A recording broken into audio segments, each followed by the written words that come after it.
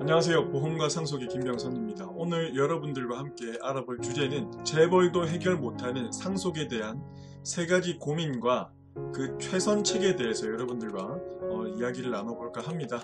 바로 시작해 보겠습니다. 저는 변액보험, 생명보험, 손해보험 자격증을 보유하고 있고요. 증권투자, 펀드투자 투건인 퇴직연금 모집인을 보유하고 있는 현직 종합자산관리사입니다. 오늘 주제죠. 세 가지 고민거리는 첫 번째는 상속세, 절세에 대한 고민입니다. 재벌들도 굉장히 많이 고민하는 부분이고, 최근에 서울의 아파트값이 많이 오르면서 많은 분들이 절세에 대해서 고민을 하고 계세요. 두 번째는 상속 분쟁에 대한 고민입니다. 이 내용도 자세하게 다뤄볼게요. 세 번째, 현금으로 납부하는 게 원칙이죠. 상속세를 적게는 수백 수천만 원에서 많게는 수억 수십억 원까지 납부하게 되는데, 이 상속세 납부에 대한 고민, 이 세 가지 고민이 가장 큰 고민거리예요. 그래서 이 세 가지에 대한 해결책을 제 나름대로 하고 있는 생각을 여러분들께 공유해 드리도록 하겠습니다. 첫 번째, 상속세 절세에 대한 고민입니다. 자, 여기에 5인 가족이 있죠. 아빠의 재산이 45억이라고 되어 있고 엄마의 재산이 없다라고 가정을 했어요. 먼저 우리가 이야기를 나눌 때 상속은 무조건 1차 상속뿐만 아니라 2차 상속까지 생각을 해야 돼요. 남편, 아빠에 대한 상속뿐만 아니라 배우자, 엄마에 대한 상속도 2차 상속까지 생각을 반드시 해야 되고요. 그 이유에 대해서 알려드릴 거예요. 두 번째, 사망 순서에 따른 상속세를 확인을 해야 돼요. 우리 남편이 재산이 있으니까 나는 상관없겠지, 이렇게 생각하면 큰일 납니다. 누가 먼저 사망하냐에 따라서 세금이 정말 천차만별이니까 그 순서에 따른 상속세도 계산할 수 있어야 된다는 거예요. 이 내용 바로 시작을 한번 해볼게요. 자, 첫 번째, 아빠의 재산이 45억이라고 했죠. 재산이 45억, 엄마의 재산이 없어요. 자, 이때 아빠가 먼저 사망했을 때 상속세, 자, 요렇게 계산을 한번 할 줄 알아야 됩니다. 지금 옆에 제가 그림을 작게 이렇게 해놨는데, 아빠가 먼저 사망했을 때 상속세를 한번 간단하게 계산을 해보면, 자, 우리가 먼저 일괄공제 5억 원은 빼주죠. 그리고 배우자 공제를 빼주는데, 배우자 공제는 법정 상속분까지 빼주는 겁니다. 그쵸? 여기서 보면 남편이 45억 원을 들고 있고 자녀가 3명 있기 때문에 법정 상속분을 계산해보면 배우자가 1.5점, 자녀들이 1점씩 각각 가져가기 때문에 총 4.5분의 1.5. 그쵸? 그러니까 배우자의 법정 상속분은 15억인 거죠. 그래서 이 15억 원을 실제로 이 배우자 앞으로 분할을 하고 등기를 하면 15억 원이 공제가 되는 겁니다. 그쵸? 그러면 아까 일괄공제 5억 원이랑 해서 총 20억 원이, 금융재산 공제는 없다고 생각을 하는 거예요. 그러면 총 20억 원이 공제가 돼서 25억 원이 과표 구간에 들어가고 그거에 대한 상속세를 내는 거죠. 그렇게 해서 계산을 하면 얼마냐면 아빠는 8억 4천엔을 내게 돼요. 자, 근데 여기서 제가 2차 상속을 생각을 해야 된다고 말씀을 드렸어요. 무슨 말이냐면, 엄마가 재산을 공제를 아까 15억 원을 받으려면 배우자 공제를, 그러면 엄마가 15억 원을 실제로 받아가야 된다고 말씀을 드렸어요. 단순하게 계산하는 겁니다. 그럼 엄마 재산이 15억 원 생겼네요. 그쵸? 그리고 나서 엄마가 나중에 돌아가시는 거예요. 2차 상속을 말씀드리는 거죠. 그러면 배우자 공제가 없죠? 남편이 먼저 사망했기 때문에 일괄공제 5억 원만 돼서 나머지 10억 원에 대해서 세금을 부과하게 되는데, 그 금액을 계산해보면 2억 4천이 나와요. 자, 그래서 제가 2차 상속까지 생각을 하는 겁니다. 자, 근데 만약에 엄마가 먼저 사망했을 때 상속세는 어떻게 될까? 자, 이렇게 되면 정말 생각지도 못했던 일이 생겨요. 엄마가 재산이 없는데 먼저 사망했죠. 그러니까 엄마의 상속세는 0원입니다. 없어요. 자, 그 다음에 아빠가 사망을 하는 거죠. 자, 재산이 없는 엄마가 먼저 사망을 하셨어요. 그 상태에서 이 아빠가 돌아가시는 겁니다. 배우자 공제가 없죠. 일괄공제 5억밖에 없는 겁니다. 그러면 40억 원이 과표에 들어가게 돼서 상속세를 얼만큼 내야 되냐면 15억 4천을 내야 돼요. 자, 지금 보면 똑같은 재산을 가지고 있는 거죠. 45억에 두 분 합쳐서 45억 원인데 누가 먼저 사망하냐에 따라서 그 결과가 이렇게 차이가 났습니다. 첫 번째 경우 아빠가 먼저 사망했을 때는 10억 8천이었고요. 엄마가 먼저 사망하니까 15억 4천을 내야 돼요. 결과가 전혀 달라졌죠. 단순하게 생각하는 겁니다. 자, 그쵸? 자, 그러면 우리가 어떻게 해야 좀 더 절세가 될 거냐? 자, 아빠의 재산 45억 원 중에 12억 원을 엄마한테 증여를 한 거예요. 10년 단위로 6억 원씩 비과세로 증여를 할 수 있죠. 그래서 두 번을 증여를 한 겁니다. 세금 없이.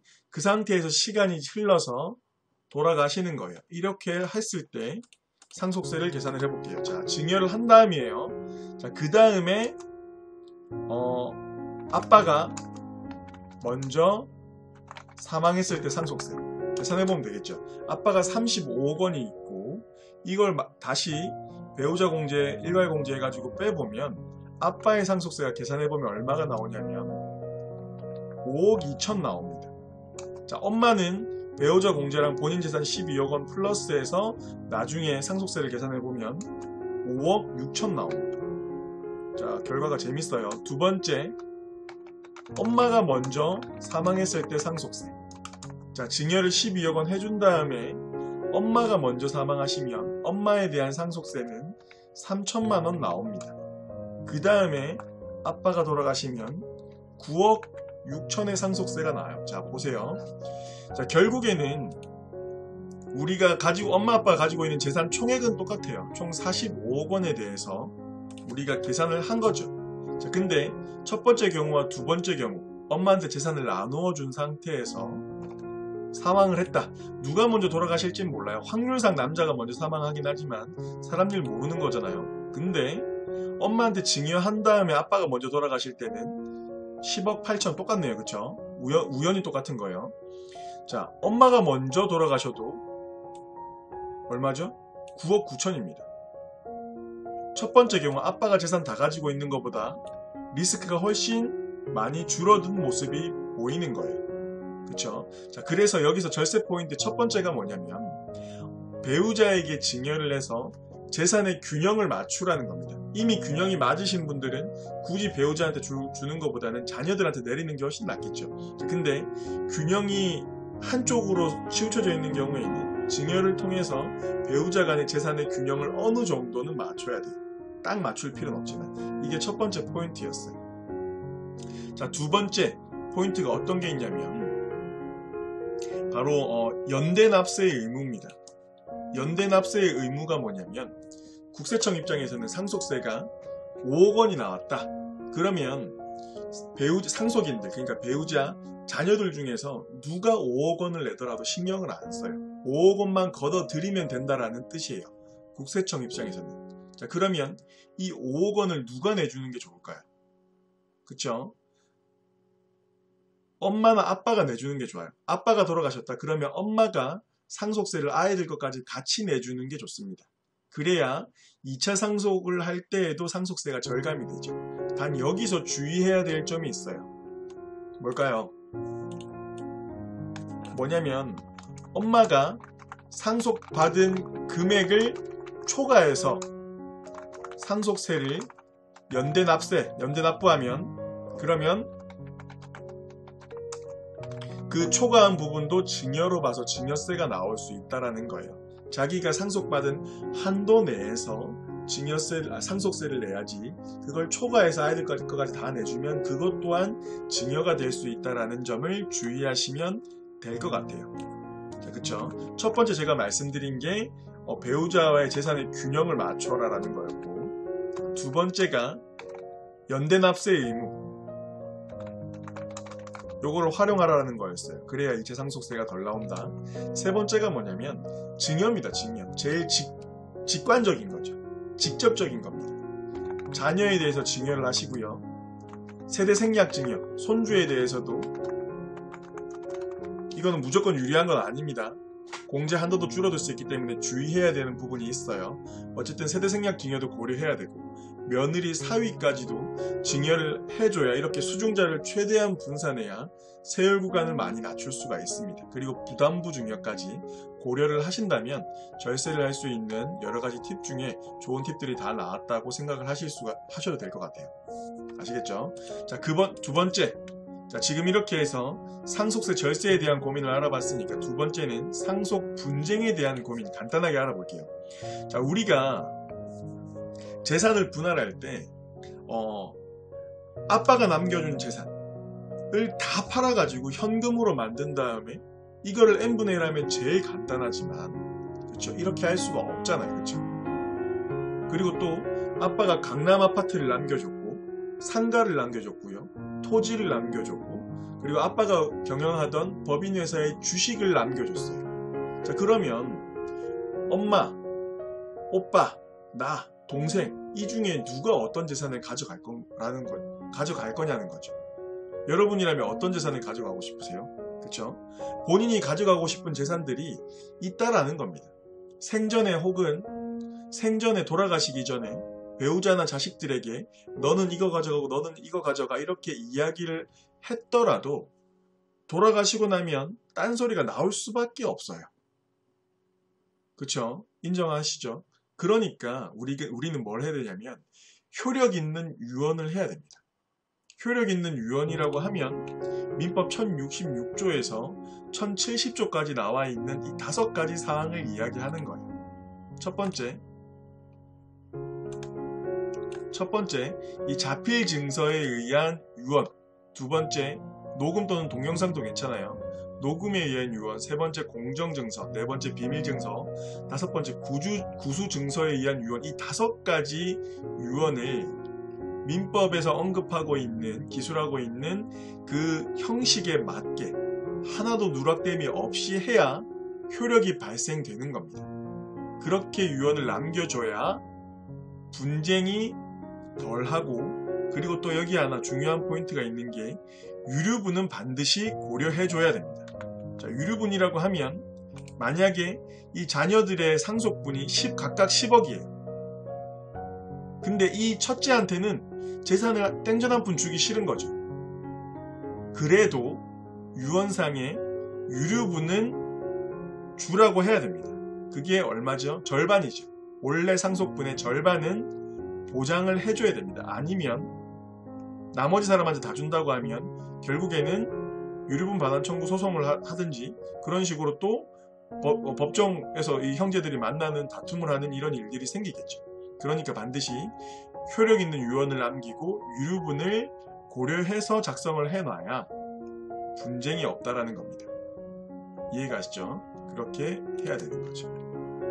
자, 두 번째 상속 분쟁에 대한 고민까지 알아봤고, 세 번째, 이게 정말 많이 고민인데 여러분들 지금 집값이 많이 올랐기 때문에 다시 한번 계산을 해볼 필요가 있는데, 상속세는 현금 납부가 원칙이죠. 이거를 현금으로 실제로 납부하는 거에 대해서 굉장히 많은 어려움이 남겨진 상속인들에게 부담이 되는 거예요. 자, 이 상속세 준비는 내가 현금이 많이 있으니까 내가 이렇게 남겨주지 뭐 라고 생각을 하시면 안 돼요.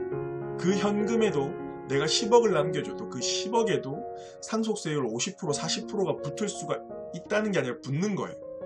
그러니까 누가 준비를 해야 되냐면 상속인들이 상속 재원을 준비할 수 있게 해줘야 돼요. 그러니까 상가나 임대료가 나오는 상가 이런 것들을 증여해주거나 법인 주식을 증여해줘서 배당 소득을 만들어 주는 거죠. 그 돈으로 이 자녀들이 상속세를 준비를 해야지 세금이 안 붙는 겁니다. 어차피 따박따박 나오는 임대료, 배당을 자녀들에게 미리 증여를 해줘서 돈을 모으게 해야 그 상속 재원에도 세금이 안 붙는 겁니다.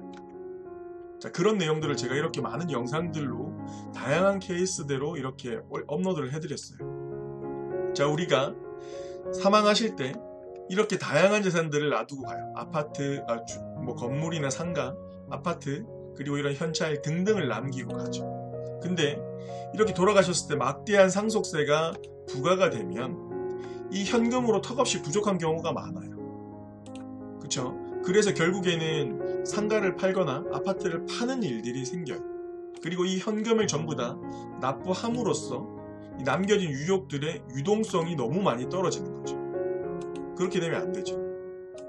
그렇죠? 그래서 우리는 사망보험금을 남겨준다라고 제가 누누이 말씀드리는 거예요. 이 사망보험금은 되게 어감이 안 좋을 수도 있지만 상속세 납부 재원이라고 생각하시면 돼요. 내가 어느 타이밍에 사망하든 갑자기 상속이 개시돼서 애들이 상속세를 덜 모아놨더라도 상속세를 납부할 수 있게 해주는 거예요. 자, 그 돈은 투자되고 있는 돈에서 준비를 하는 게 아니라 이 현금에서 준비를 하는 거죠. 놀고 있는 돈, 그리고 그냥 따박따박 들어오는 임대소득, 배당소득에서 종신보험으로 준비를 하는 겁니다. 그러면 어느 타이밍에 사망을 하셔도 돌아가셔도 약속된 상속 재원이, 납부할 수 있는 재원이 현금으로 나오는 거죠. 그리고 결국에는 적게 내고 많이 받는 거잖아요. 은행보다도 훨씬 더 많은 돈이 나올 수 있으니까 유리한 거죠. 그래서 자산가분들이 많이 이용을 하시는 거예요.